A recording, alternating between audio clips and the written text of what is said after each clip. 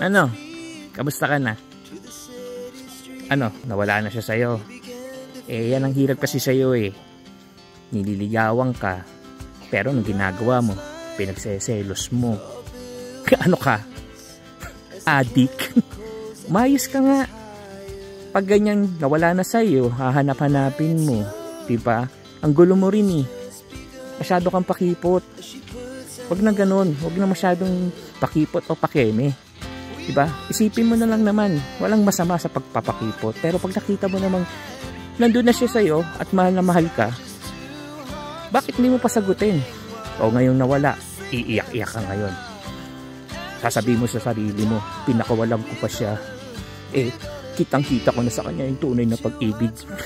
Kaya sa susunod, pag nakita mo namang worth it naman siya, sagutin mo. Wala namang magiging problema eh.